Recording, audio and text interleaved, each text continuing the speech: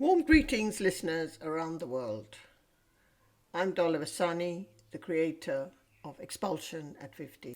In this podcast, I share my final thoughts on what has been an amazing journey of discovery and friendship. This episode is entitled Breaking the Silence, Celebrating Our Voices.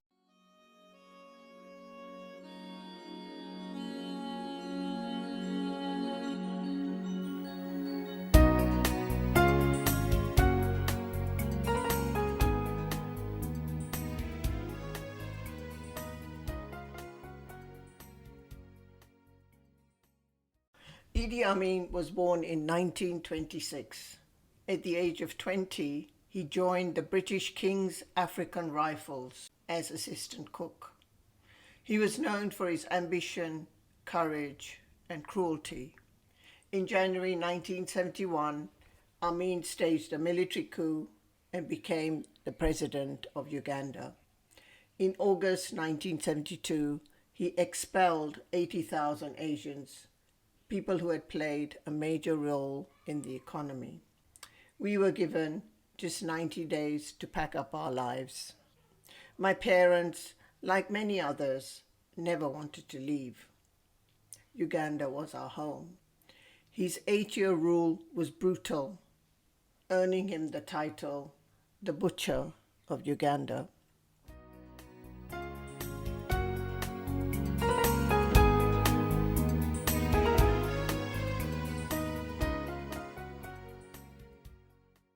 Exactly 2 years ago, in January 2021, I launched Expulsion at 50, a podcast created to raise awareness of this historical event. I chose this genre because it allows people to speak in their own voices. It also appealed because I didn't need any money or anyone's permission to make it happen. The podcast started without any fixed plan. Today, 50 episodes later, I take stock and share my insights and learnings.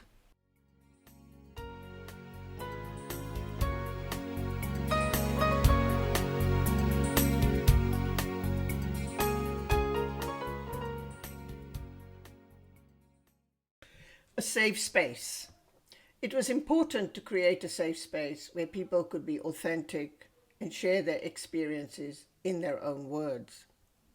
My guests have spoken openly about what happened to them and their families, sharing their vulnerabilities.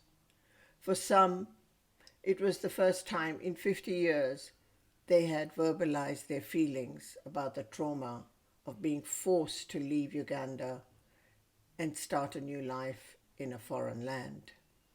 Sometimes the pain of recollecting those memories was distressing. Tears were shed. Holding that space generated many magical moments. Shining a light on the shadows of the past has given us new perspectives and perhaps helped us to relate differently to those experiences. Overall, I would say it has been a cathartic process, allowing us to heal and be at peace with the past.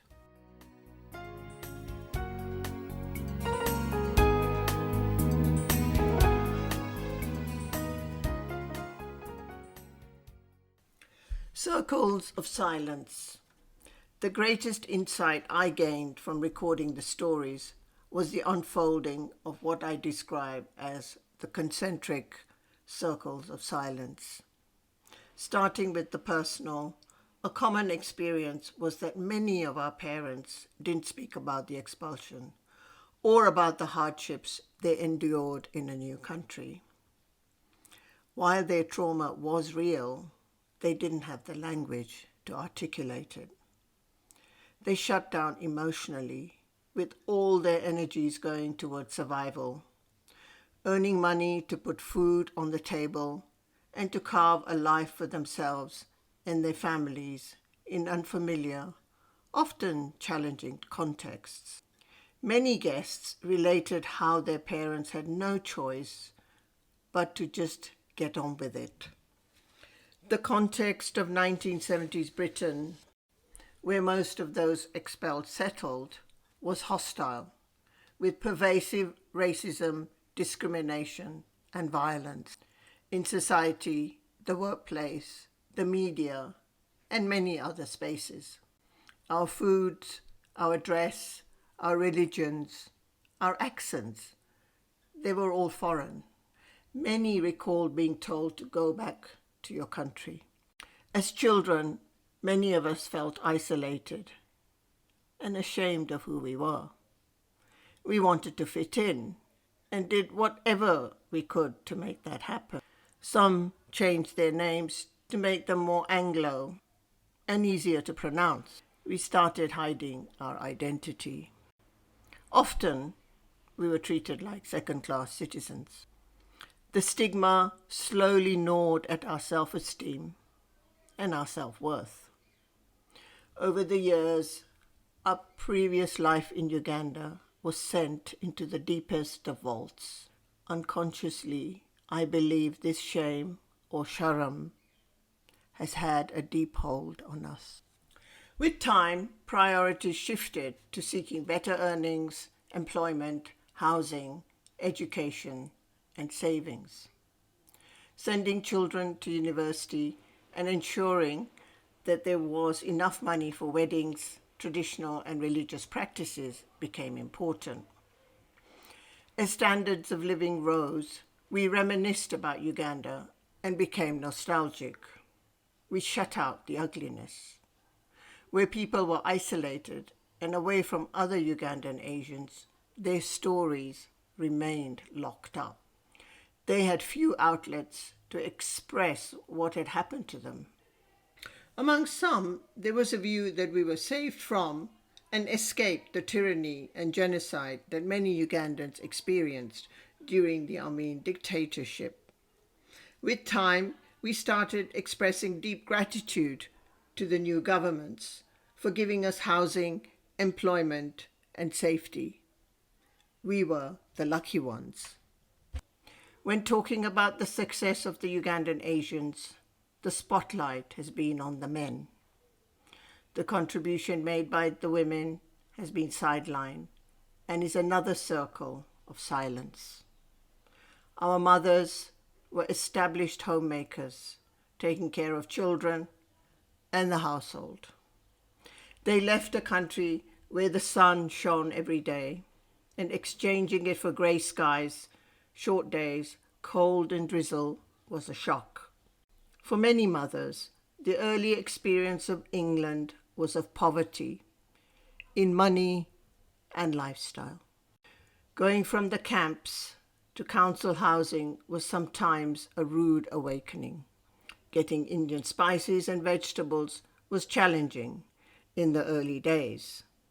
Survival was the main aim. For many women, this meant finding paid employment, at home or outside.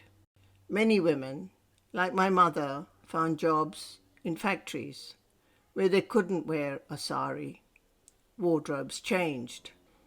Many started wearing a salwar kameez or trousers. This newly found independence and having their own money empowered our mothers in new ways. Female guests also mentioned breaking the circle of tradition and honor, or izzat. Some spoke or wrote about domestic violence and patriarchy in the family. For example, the inferior value of girls compared to boys led to some being married off at a young age. Others shared in breaking the shackles of caste and of the arranged marriage system. In many countries, the Ugandan Asians are considered as one of the most successful refugee groups. The very term refugee was challenged by several of my podcast guests. In the UK, between August 1972 and March 1973, 28,000 or so Ugandan Asians arrived with British passports and a right of entry. Technically, our entry was legal and therefore we were not refugees. Our arrival was at a time akin to today's Britain, characterized by high inflation, industrial action, strikes by public sector workers, and endless talk about curbing immigration and illegal migrants. In the 1970s, Asian businesses could not access loans from the banks as they were not considered creditworthy. Families therefore pooled human and financial resources and bought corner shops where everyone mucked in and worked long hours. One very positive difference between then and now is that upon arrival in the UK, we had the right to work. We quickly started paying taxes and became functional members of society.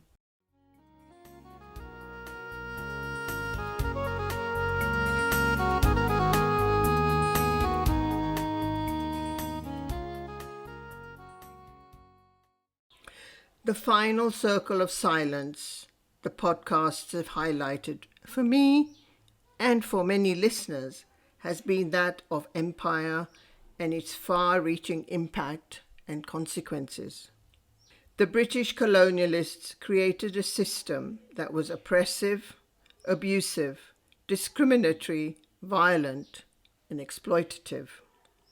Simply put, it was unofficial apartheid. The British Empire was sustained by extracting raw materials from the colonies and maximizing profits of companies back in the UK.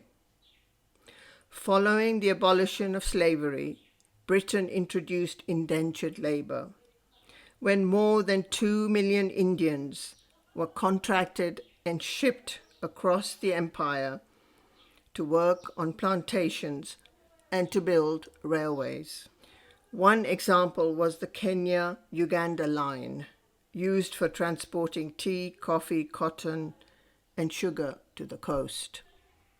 In post-independent Uganda, we experienced the continued legacy of empire in everyday life, illustrated by the sandwich: Europeans at the top, Indians in the middle, and the Africans at the bottom, within the education system, employment, and town planning.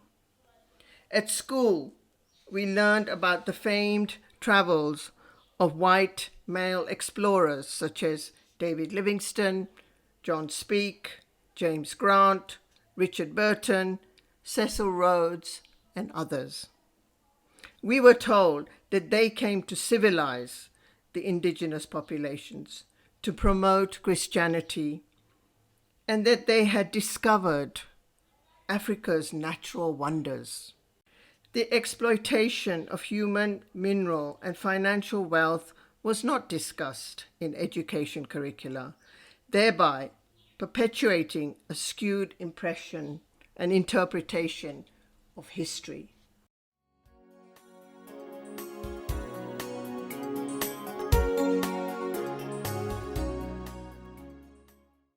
Why anniversaries matter.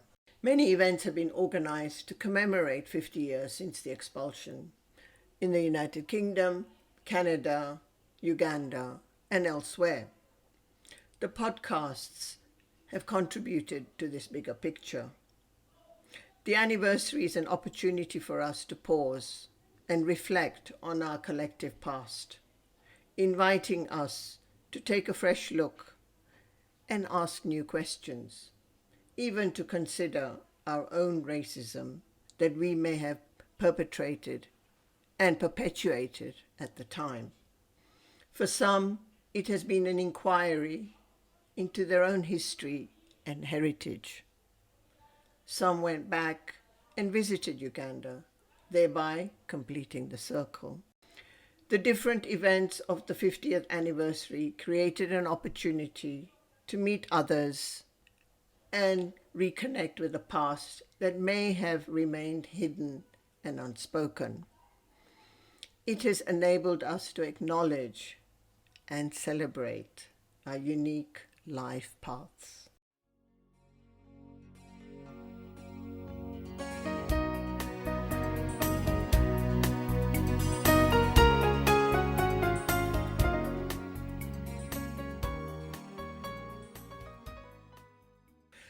The metrics.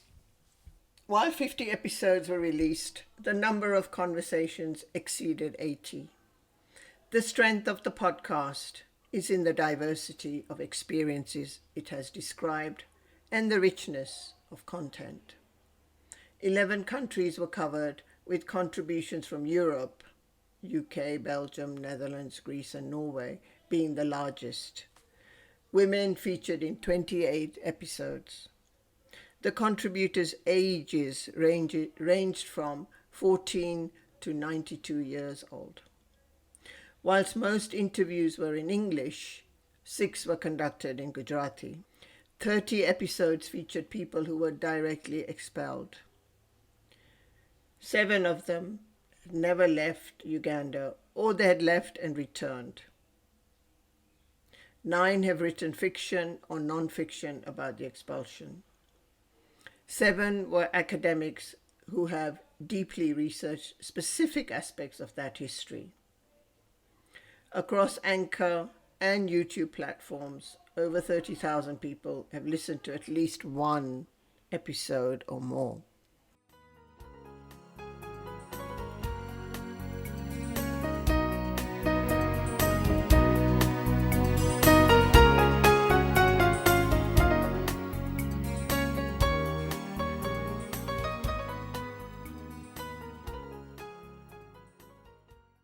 In conclusion, those of us who were expelled are a cohort of global citizens that have demonstrated resilience, entrepreneurship, and tenacity wherever in the world we may have ended up.